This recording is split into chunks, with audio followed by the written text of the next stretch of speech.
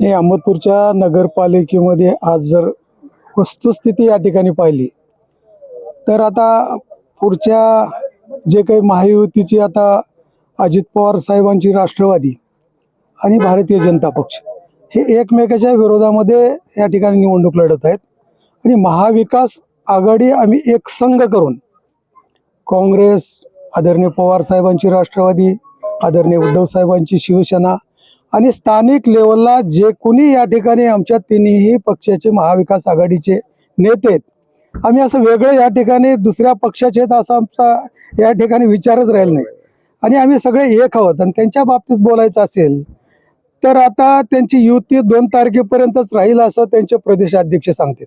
मग आमच्या मंत्र्याचं पुढं काय?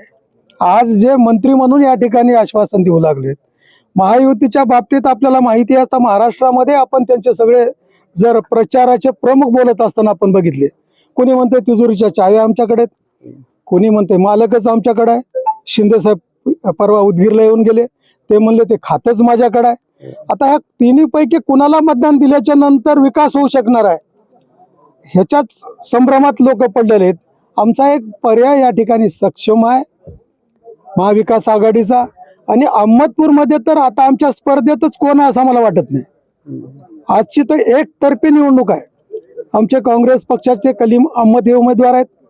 25 प्रभागात 25 उमेदवार. आणि मला वाटतं की आजच्या परिस्थितीमध्ये त्यांच्याही पक्षाच्या खालच्या लोकाला, नगरसेवकाला असं वाटतंय की आता आपल्याला निवडून यायचं असेल तर ते सांगालेत वरी पंजालाच पकडा आणि खाली मग आम्हाला थोडा विचार करा. हे सगळ्या पक्षाची परिस्थिती झाली आहे.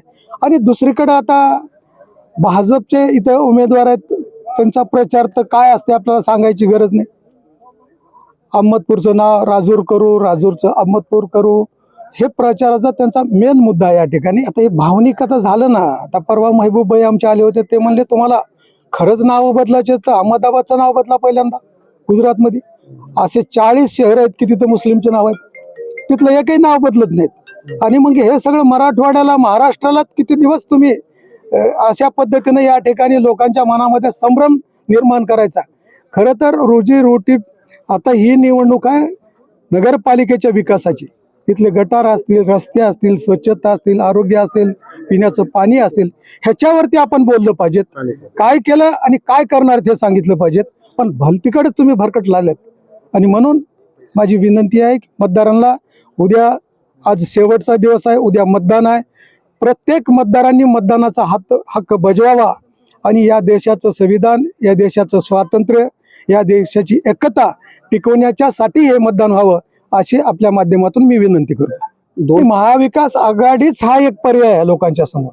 आणि ते जे सांगतात आज जे काही कामं अहमदपूरमध्ये दिसतात ते आमच्याच काळात आणि जवळपास मीच केलेले आहेत. एकही काम सहकार मंत्र्यांनी या ठिकाणी सांगावं की अहमदपूर, आता ते बिल्डिंग सांगतात ते कोण मंजूर केली त्यांनी सांगितलं पाहिजे.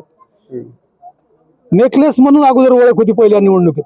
वैधानिक विकास मंडळामधनं या ठिकाणी निधी आणून पूर्ण अहमदपूरला लाइटिंग म्हणजे लाईटची व्यवस्था केली दुतर्फी या ठिकाणी. तेच आणखी खांब आहेत, तेच लाईट आहे, तेच रस्ते आहेत. ह्यांनी परवा रस्ते केले होते, 6 महिन्यातच सगळे रस्ते उडून गेले. आता तुम्ही या ठिकाणी आलात तर ते आता काम चालू आहे नगरपालिकेच्या बिल्डिंगचं.